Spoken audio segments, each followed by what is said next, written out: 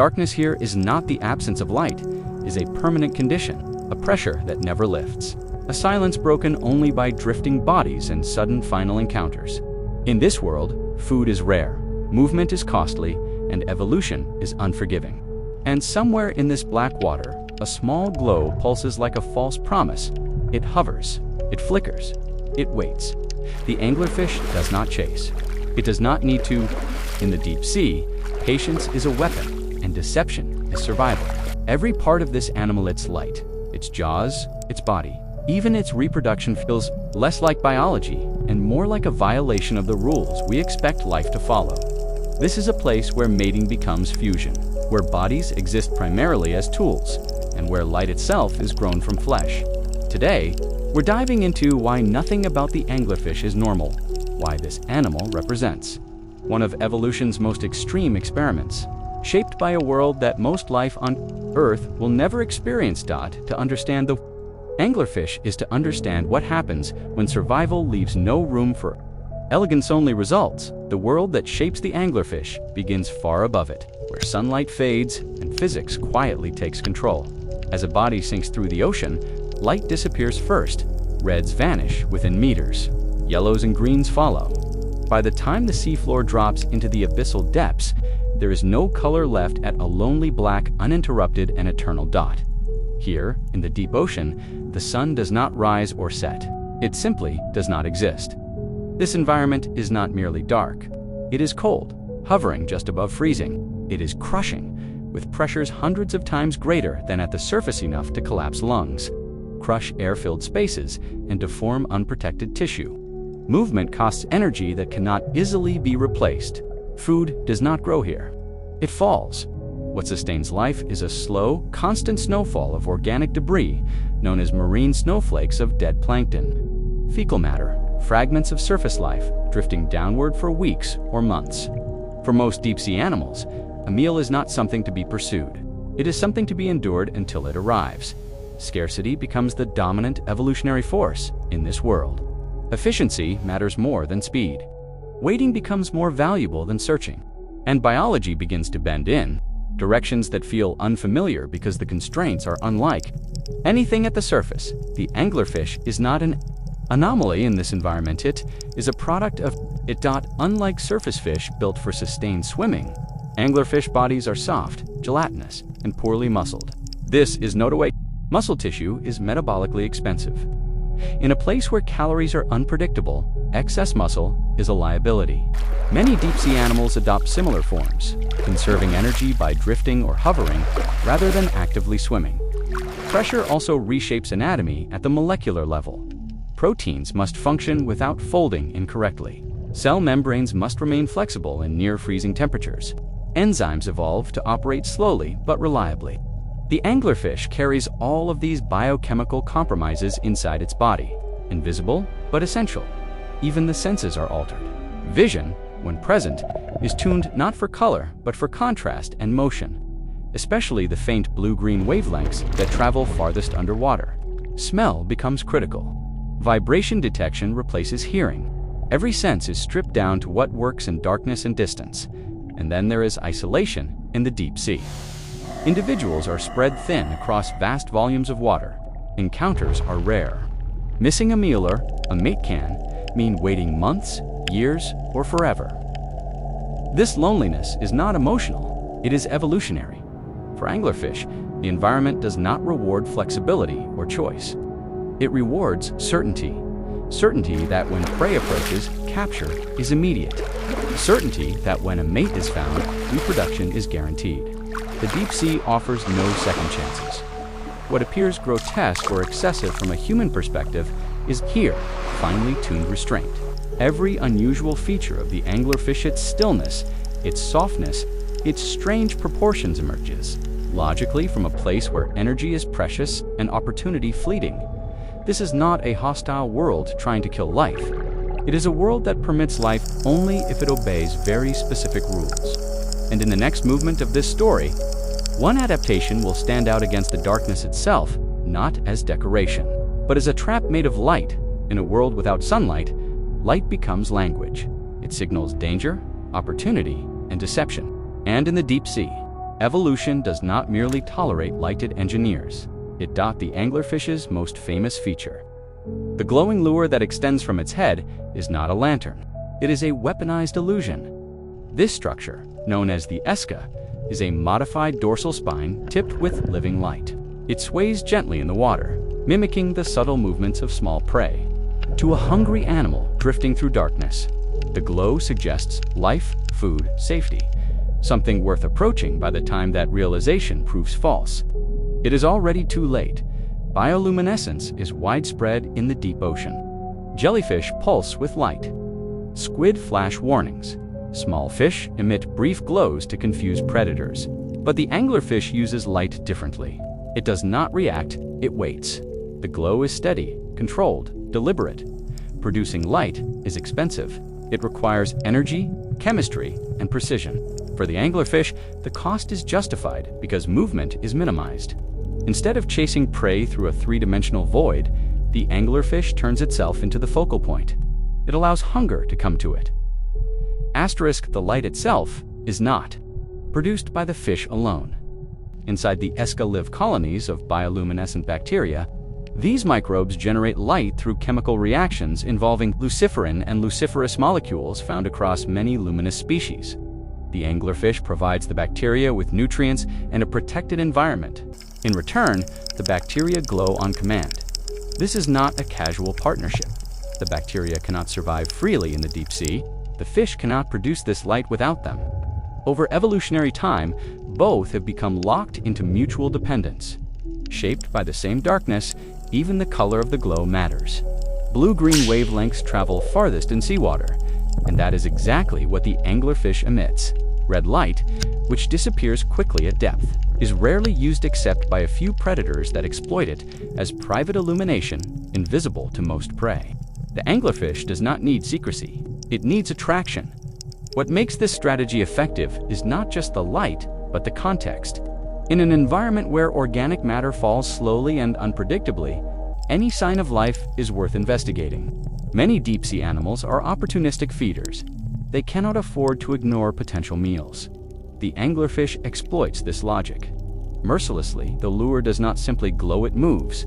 Muscles at its base allow subtle flicks and arcs, imitating the swimming patterns of smaller organisms.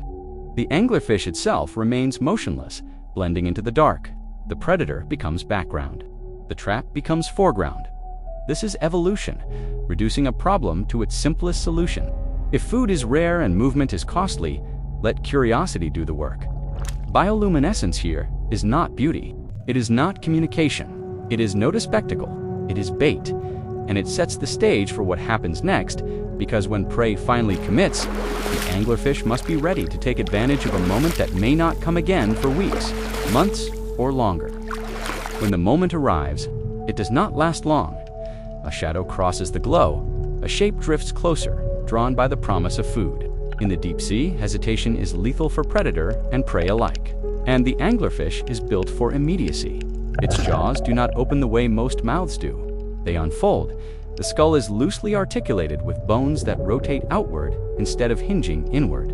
Ligaments stretch rather than resist. The mouth expands into a cavern many times wider than the fish's own body. Teeth angle inward like barbs, not to slice, but to prevent escape. Once something crosses the threshold, there is no mechanism for release. This anatomy is not about preference. It is about opportunity. In an ecosystem where meals may be separated by weeks or months, refusing prey because it is too large is not an option. The anglerfish cannot afford selectivity. Whatever reaches the mouth must be consumed or lost forever. As a result, anglerfish regularly swallow prey nearly equal to their own size. In some documented cases, they attempt prey too large to digest, leading to fatal outcomes. From a human perspective, this looks like a mistake. From an evolutionary one, it is a calculated risk shaped by scarcity. Taking the chance is usually better than letting food drift away. The stomach itself reflects this logic. It is expandable, elastic, and capable of stretching far beyond what would be typical for a fish of this size. Digestive processes are slow, conserving energy while extracting as much nutrition as possible from each rare capture.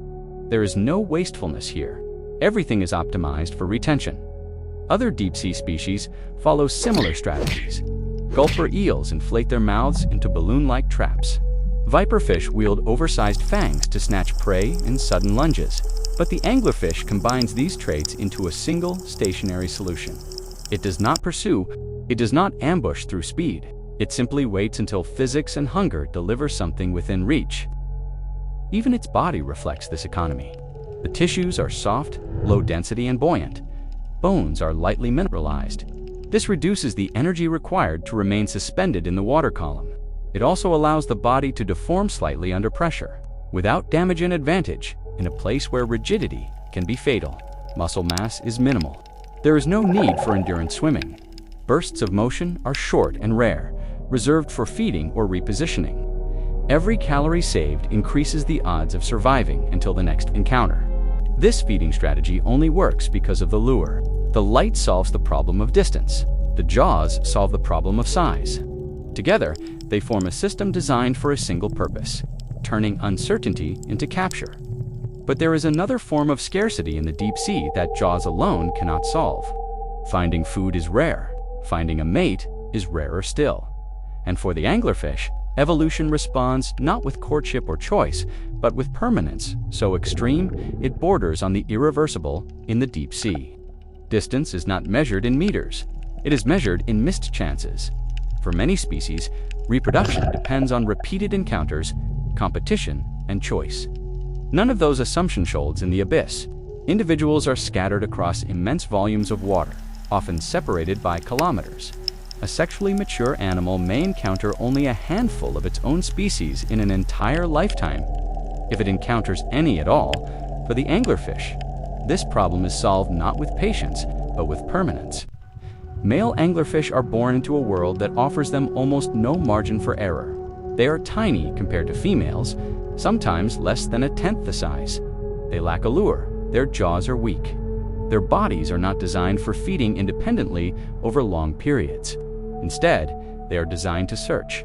Their primary adaptations are sensory. Enlarged nostrils allow them to detect chemical signals released by females' pheromones that drift through the dark water, like faint trails. When a male finds one, the encounter must succeed. There may never be another, he bites. It is adhesive, specialized tissues in the male's mouth attached to the female's skin, locking him in place. Over time, enzymes dissolve the tissues between them. Blood vessels fuse. The male's circulatory system connects directly to hers. He does not detach. As the fusion progresses, the male begins to change. His digestive system degenerates. His eyes shrink. Organs unnecessary for independent life disappear. What remains is a pair of functioning testes permanently connected to the female's body, supplied with nutrients directly from her bloodstream. This is sexual parasitism, one of the most extreme reproductive strategies known in vertebrates. From the outside, it looks grotesque. From an evolutionary perspective, it is ruthless efficiency. The male no longer needs to search for food or avoid predators. The female no longer needs to search for mates. When conditions are right, fertilization is guaranteed. In some species, a single female may carry multiple males fused to her body, each contributing sperm when needed. She becomes not just an individual organism, but a mobile reproductive system. This arrangement emerges from the same scarcity that shapes feeding behavior. In an environment where encounters are rare and energy is limited, reproduction cannot rely on chance. The cost of independence becomes greater than the cost of fusion.